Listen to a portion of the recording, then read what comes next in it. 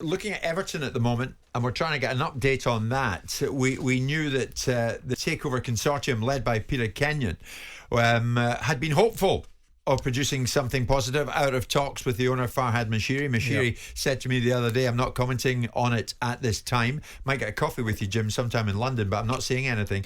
This morning regarding that, it seems to have hit a bit of an obstacle. It's my understanding that coming out of the consortium today, talks rubbish. The tone is not positive, but the tone is also not negative. The takeover consortium, led by Kenyon, giving a no comment themselves today. Where are we at with this? Well, look, I mean, I made some observations. I fail to understand why Peter Kenyon needs to conduct every single transaction he's doing in the public domain. I realise that once upon a time when he was trying to buy Newcastle, we needed some crowdfunding to ridiculously try and buy the football club. But if you've got a deal in place, why don't you just do the bleeding deal?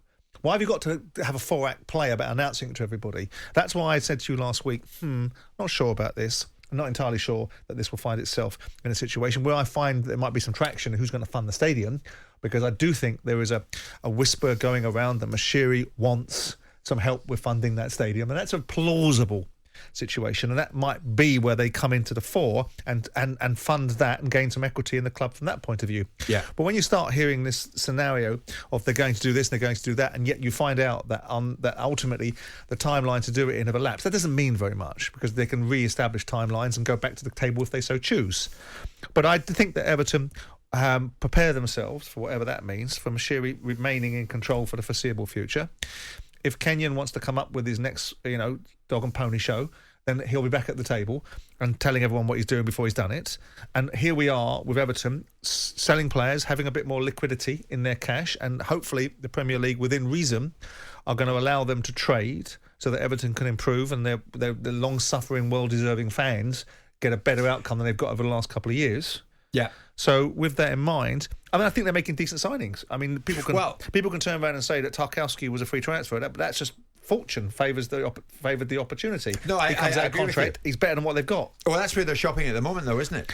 No disrespect to James. Some would say that's not a bad bit of business, because Tarkowski is a decent centre half. He's done a decent job at Burnley, and he's better than what they've got. But the focus also, Sam, not so much who's coming in, but maybe who's going out. Everton, what we do know is that they're planning to hand Anthony Gordon a new deal, but interest nonetheless continues to heighten around him. Yeah, I mean, I would suspect that's his agent running around touting him around, trying to get a better deal out of Everton. Do you think? Yeah. There's no coincidence that this is happening at the same time as there might be talks with I would suspect that, I mean, you listen to Anthony Gordon last year, he's broken through into the first team, he's doing well, he's still a work in progress, he speaks with great passion about the club that he plays for and I believe supports and has come through their academy. So with all that in mind, the perfect ingredient. Everton are a big football club. It's not like a club in the Championship trying to hold on to a Jude Bellingham, or a club in the Championship trying to hold on to somebody where the Premier League club is sniffing around. You've got Frank Lampard, a prestigious former elite footballer in the dugout that people purport to want to play for and like. You've got a Premier League club that's on the cusp of trying to get itself together again, with an owner that's made lots of mistakes but's got plenty of money and about to build a new stadium,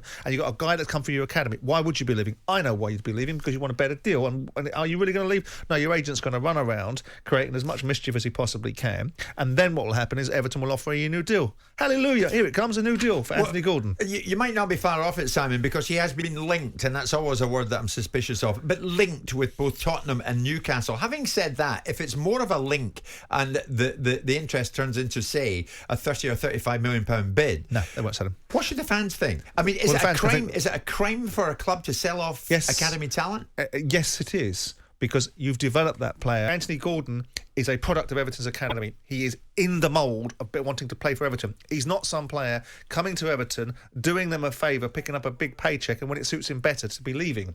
It should not be. It's one thing using your academy as a factory when you put young players coming through like Chelsea have done. You're never going to play them in the first team and you make profit out of them. That's one thing. Everton are not in that situation. Everton need their best players in their academy, embodying what the fans want to see, which is good young talent coming through the Everton way. Whatever they call themselves, the academy, the science of football, or whatever. I get that, but the boardroom wants to see a profit. 35 million. No, the boardroom wants to see a team that isn't producing outcomes that give Moshiri the look of being a court jester, What they want is they want a team that's winning, so Mashiri can sit back and not listen to people tell him how crap he is at running his football club, how much money he's wasted, and Bill Kenwright will probably think the same because all he does is couple the blame for it. So are you saying to me you don't sell academy talent no matter the price? You don't sell academy talent if you don't need to, and you shouldn't need to if you're Everton Football Club. Richarlison is one thing. That's a different dynamic. Richarlison had reached a point at Everton where Tottenham are in a better nick than Everton are right now. Yeah. So Tottenham used their position to leverage it out, and they still got to pay for him, still pay 50, 60 million quid for him. But you don't sell Gordon. Jim White and Simon Jordan.